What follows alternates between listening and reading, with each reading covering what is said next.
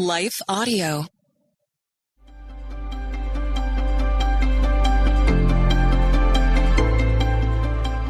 Welcome to the Crosswalk Devotional. We're glad to have you listening with us. Today's topic deals with forgiveness. We'll return with the devotional after a brief message from one of our sponsors.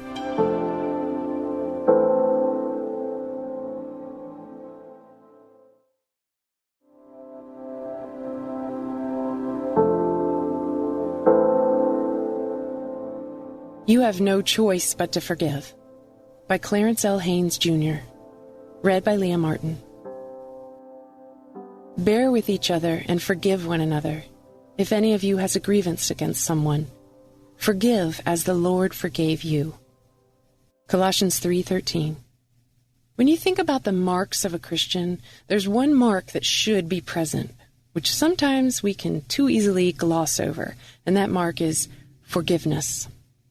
When we need forgiveness, it's amazing how we seek after it. Yet when we must give forgiveness, sometimes we can be a little slow on the draw.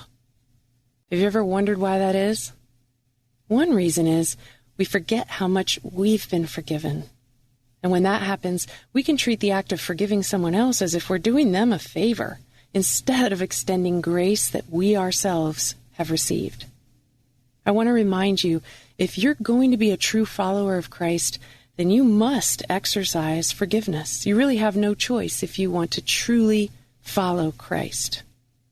Why must you forgive? There's really only one good reason: because God's forgiven you. That alone should be enough to motivate you to forgive others, and yet many times it isn't. I want you to look back on your life for a moment and think about all the sins you've committed against God and against other people.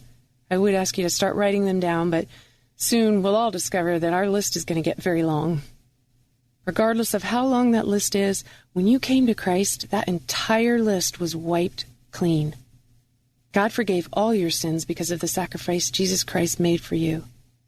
You don't need any other reason to forgive someone, because this one reason is enough. Let's look at a terrible example of forgiveness.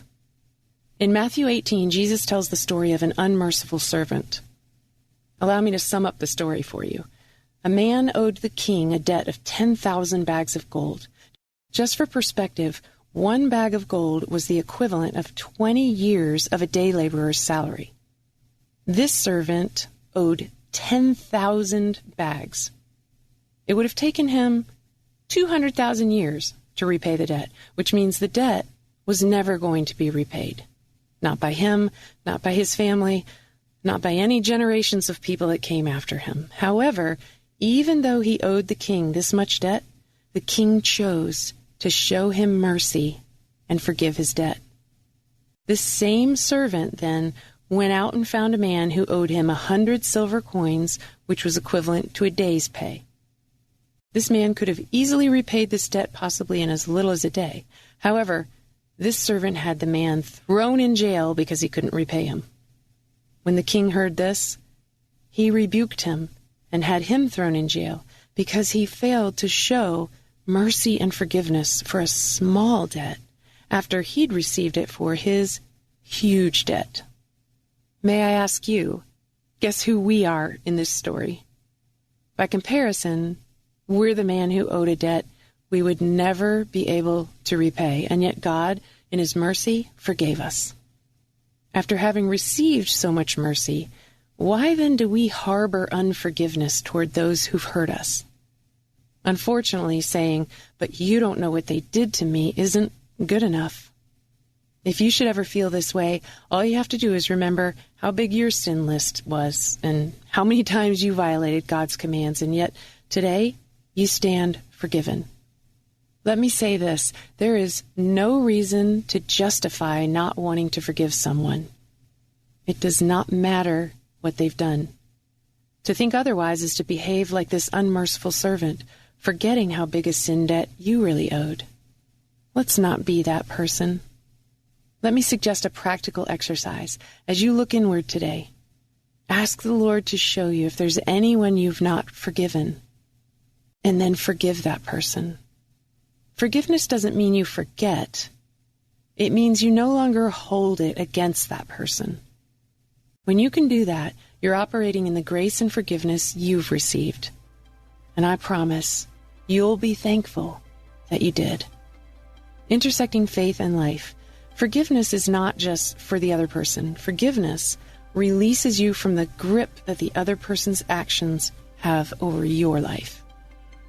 For further reading, read the articles The Power of Forgiveness and What Does the Bible Say About Forgiveness on crosswalk.com, or read Matthew 6, 12 through 15. The Crosswalk Devotional is a production of Life Audio and Salem Media. If you liked what you heard today, please take a second to rate and review this podcast in your favorite podcast app so that more listeners like you can find the show.